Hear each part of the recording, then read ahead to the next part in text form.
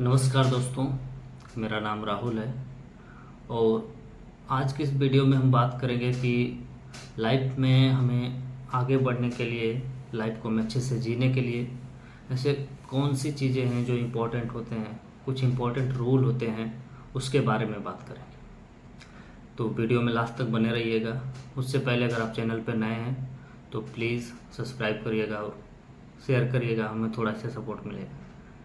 तो चलिए शुरू कर दें अपनी बातों को। सबसे पहला नियम होता है कि हेल्दी रहें।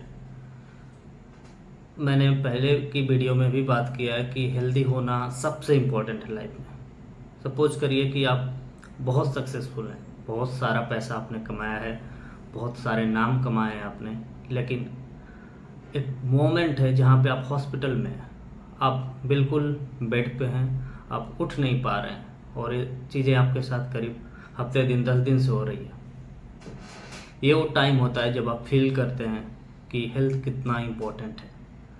आपके पास सब कुछ है, आपके पास पैसा है, आपके पास नेम है, आपके पास फेम है, everything you have earned it. आपने मेहनत करके इसको कमाया है, लेकिन उस समय लगता है कि जितनी मेहनत करके हमने ये चीज़ें कमाई है उतनी ही ज़्यादा या उससे कहीं ज़्यादा ज़रूरी है कि हम हेल्थ कमाते हैं। इसलिए अपने आप को हेल्दी रखें। सबसे पहला है कि अपने आप को हेल्दी रखें। उसके लिए आप क्या कर सकते हैं? आप एक्सरसाइज कर सकते हैं, आप योगा कर सकते हैं, आप ध्यान लगा सकते हैं। मैंने इस पर पहले बात की इसलिए इसको ज़्यादा लंबा नहीं खींचते हैं। तो आपने जान लिया कि पहला नियम है कि आप अपने आप को हेल्दी रखें। दूसरा इम्पोर्टेंट रूल है कि लोक व्यवहार सीखें। लोक व्यवहार का मतलब है कि हमें किससे कैसे बात करनी है, कहाँ पे क्या बात करनी है। एक बुक है जिसको मैं पढ़ रहा था, उसका नाम है लोक व्यवहार, जिसको लिखा डेल कार्नेगी ने, जो यूएस की एक बेस्ट सेलर बुक है। उसमें उन्होंने बताया कि लोक व्यवहार में जो सबसे ज़्यादा ज़रूरी है, आप जितना हो सके उतना कम बोलें। आप सुनने की क्षमता को डेवलप करिए।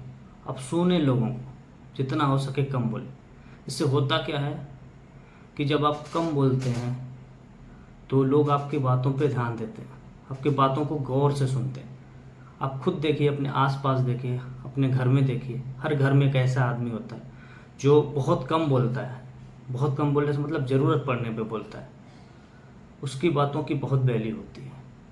जब वैसे बहुत लोग होते हैं फैमिली में जो हमेशा बोलते रहते हैं, हंसी मजाक होता रहता है, लेकिन एक ऐसा पर्सन होता है जो ज़रूरत पड़ने पे बोलता है, तो उसकी बातों की वैल्यू होती है। उस टाइम पे जब कोई इंपॉर्टेंट बात होती है तो जो ज़्यादा बोलने वाले लोग हैं, हंसी मजाक, उनको साइड कर दिया जाएगा। अच्छा तुम चुप रहो, आप बोलिए, है ना। लोग उनको सुनने के लिए वो होते हैं कि इनको बोलने दीजिए। इसलिए लाइफ में जितना हो सके कम बोलें। ये आपके लिए बहुत बेनिफिशियल है, आपके कैरेक्टर को और आपके चीज़ों को निखारता है। लोग आपकी बातों को सुनते हैं। उसके बाद अगले नियम की बात करें, तीसरा नियम है जो उस बुक से ही था, वो ऐसा था कि किसी की आलोचना न करें। आलोचना इन द सेंस कि होता है ना कि लोग एक दूसरे की शिकायत करते हैं कि भला व्यक्ति के अंदर ये चीज़ की कमी है या ये ऐसा है, मेरे साथ ऐसा किया। जितना हो सके उतना कोशिश करें कि किसी की कभी शिकायत ना करें। एक एग्जाम्पल से बताता हूँ, उसी बुक से था कि जब अब्राहम लिंकन यूएस के प्रेसिडेंट हुए, उस टाइम पे उनके एक सेक्रेटरी थे।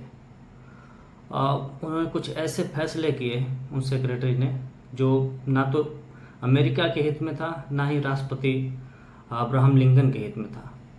उस समय अब्राहम लिंकन को उन पे बहुत गुस्सा आया। उन सोचे कि उनको कितना भला बुरा कह दूं, क्या क्या सुना दूं, लेकिन उन्होंने ऐसा नहीं किया। समय बीतता गया। एक समय ऐसा आया जब यूएस के राष्ट्रपति नहीं रहे हो इस दुनिया में, तो उनके कमरे से कुछ लेटर मिले, कुछ पत्र लिखे जो वो अपने सेक्रेटरी के नाम पे लिखा था। और उस पत्र में ऐसे ऐसे शब्द लिखे थे, भर भर के आलोचनाएं की गई थी, लेकिन वो पत्र कभी उस सेक्रेटरी तक पहुंचा ही नहीं। क्योंकि अब्राहम लिंकन क्या करते थे, वो लोक व्यवहार को बहुत अच्छे से जानते थे।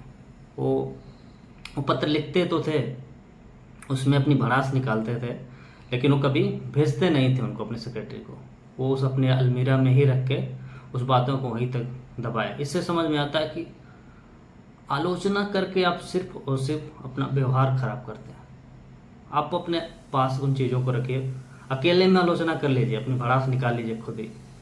आप अगर चाहते हैं कि कोई बात किसी दूसरे व्यक्ति को ना पता चले, तो कोई आपका कितना भी खास हो, आप वो बात उससे शेयर ना करें, अपने तक ही रखें। नहीं तो याद रखिए, अगर आप दूसरे को बताएं तो तीसरे तक जाएगी, और चौथे तक जाएगी, 10वें तक जाएगी, 100वें तक जाएगी। इस बात की पूरी गारंटी, चाहे आप कितनी भी किसी को कसम दिला के बता लीजिए, चाहे जैसे भी। इसलिए बहुत ज़रूरी है कि आप आलोचनाएं ना करें।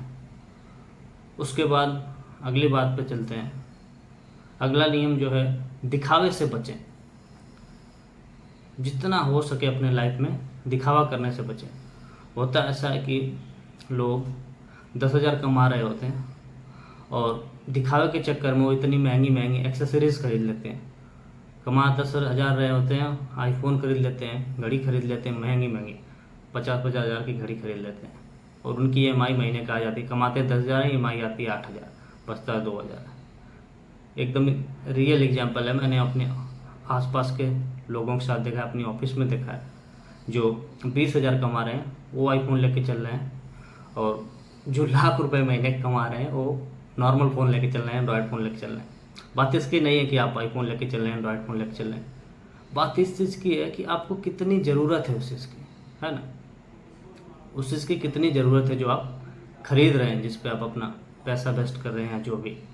अगर आपको एकदम से ज़रूरत है, दैट इज़ फाइन, वो सही है, ठीक है, कोई दिक्कत नहीं। लेकिन अब सिर्फ और सिर्फ दिखावे के लिए ले रहे हैं, ये चीज़ बहुत बेकार। जैसे मेरे एक दोस्त ने मुझे बताया कि मुझसे पता चला कि मैं क्या करता हूँ, कैसे क्या है, मेरी सैलरी वगैरह उसे पता चली, तो मुझे सजेस्ट कर रहा था कि तुम एक अच्छी सी ब्रांड न्यू कार ले। मैं बोला अच्छा, कार लेके मैं करूँगा क्या?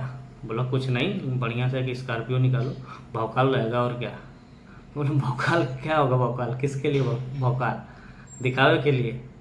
बोला कमा रहे हैं तो दिखाओ, उसमें क्या है। मैं बोला अच्छा, तुम्हारी सोच होगी दिखाने की, मेरी सोच तो नहीं है दिखाने की। बात कार लेने की नहीं है, कार लेने को तो मैं भी ले लूँ, उससे क्या है, देनी तो EMI पड़ेगी ना हर महीने। मुझे उसकी ज़रूरत कितनी है? अगर सच में ज़रूरत होगी तो बिल्कुल लूँगा, अगर ज़रूरत नहीं है तो फिर क्या मतलब, दिखावे के लिए तो नहीं लूँगा ना। जैसे मैंने करीब 2 साल पहले एक लैपटॉप लिया। उससे पहले मेरे पास एक पुराना लैपटॉप था जिससे मैं अपना काम करता था ऑफिस का, पर मुझे ज़रूरत थी तो मैंने एक नया लैपटॉप लिया जो एप्पल का था, मैकबुक। वो करीब करीब 2.25 लाख रुपए का था। उसकी EMI आती थी महीने की, भर गई, साल भर हो गया, ख़त्म हो गया। उस चीज़ की मुझे ज़रूरत थी, मैंने लिया, कोई दिक्कत नहीं है।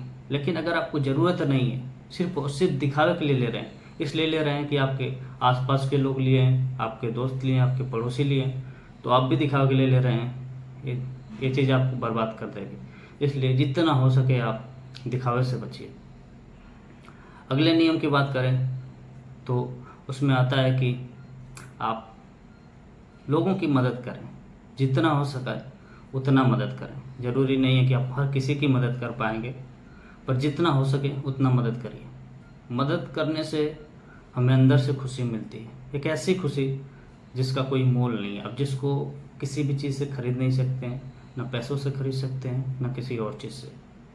इसलिए आपसे जितना हो सके, थोड़ा हो सके थोड़ा मदद करिए। ज़रूरी नहीं कि आप पैसे दे के ही मदद करें, जिस भाव से आप कर सकें। एग्जाम्पल से बताऊं तो अभी कल परसों की बात है, मैं दिल्ली गया था कुछ काम से।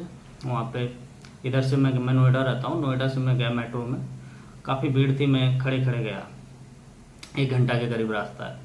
उसके बाद मैं गया वहाँ पे मार्केट में, और करीब कुछ काम से कुछ चीज़ें खोज रहा था। मुझे मार्केट में मुझे पता भी नहीं था मैं आया था। जाते जाते वहाँ पे करीब 3-4 घंटे घूमा मैं। उधर से जब वापस आ रहा था काफ़ी थक गया था, इतना थकान लग रही थी कि सोचा कि मेट्रो में जाऊँ, बस बैठ जाऊँ, उठूँ ना। और जैसे ही गया मैं मेट्रो में, एक सीट भी मुझे मिल गई एक स्टेशन बाद, और मैं जैसे ही बैठा, मुश्किल से 7-8 सेकंड हुए होंगे, एक बूढ़ी औरत आई और मेरे सामने खड़ी थी। वो बेचारी कह नहीं रही कि उठो, वो खड़ी थी। मैं कुछ सोचता उससे पहले मैं खुद ही उठ गया, मैंने अपनी सीट उनको दे दी और मैं खड़ा हो गया। 1 घंटे बाद मेरा डेस्टिनेशन आ गया, मैं नोएडा में उतर गया। फिर मैं उस समय सोचा कि इसके पहले मुझे ऐसा लग रहा था जब मैं बैठने वाला था तो ऐसा लग रहा था कि अब मुझसे बिल्कुल चला नहीं जाएगा, बिल्कुल इतनी थकान लग गई कि मुझे खड़ा ही नहीं रहा जा रहा है। लेकिन अचानक से मैं अपनी सीट किसी को दे देता हूँ और फिर क्या महसूस करता हूँ कि जैसे मैं उतरा, मुझे पता ही नहीं लगा कि मैं खड़े खड़े फिर से 1 घंटा आ गया।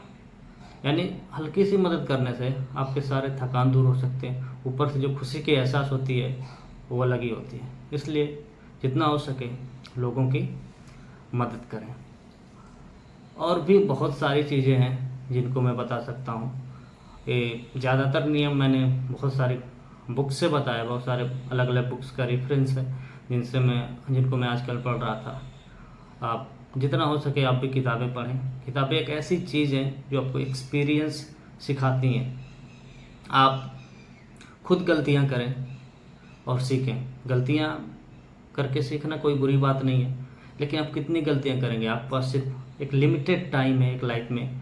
तो हमसे पहले ऐसे बहुत सारे लोग हुए हैं जिन्होंने गलतियां करी हैं, अपनी गलतियों से सीखा है। हम उनसे सीख सकते हैं। कैसे सीख सकते हैं? किताबों से। वो किताबों में उन लोगों ने अपनी पूरी लाइफ की जितनी भी उनसे गलतियां हुई हैं, जो उन्होंने अच्छे काम किए हैं, जो एक्सपीरियंस है वो शेयर किया है। तो जितना हो सके आप किताबों को पढ़ें, वो आपको सिखाएंगे कि कैसे लाइफ में क्या किया जाता है। बहुत सारी चीज़ें जो आप खुद के एक्सपीरियंस से नहीं सीख सकते।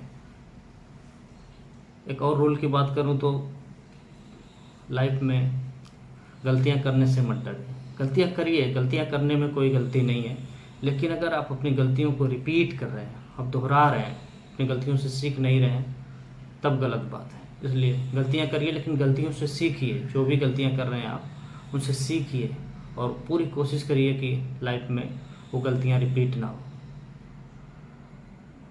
आप इसी के साथ मैं ख़त्म करता हूँ अपनी इस वीडियो को, क्योंकि वीडियो अब लंबी हो रही है। अभी बहुत सारे रूल हैं जिनको शेयर किया जा सकता है, लेकिन एक बहुत बेसिक रूल्स हैं जिन्हें अपने लाइफ में फॉलो करना चाहिए। इनको आप फॉलो करके अपने जीने का अंदाज बदल सकते हैं, लाइफ को आप जी सकते हैं। एक्चुअली कुछ छोटे छोटे नियम हैं जिनको आप मान के। बाकी वीडियो अच्छी लगी हो तो कृपया शेयर करें, सब्सक्राइब जरूर करें। Thank you.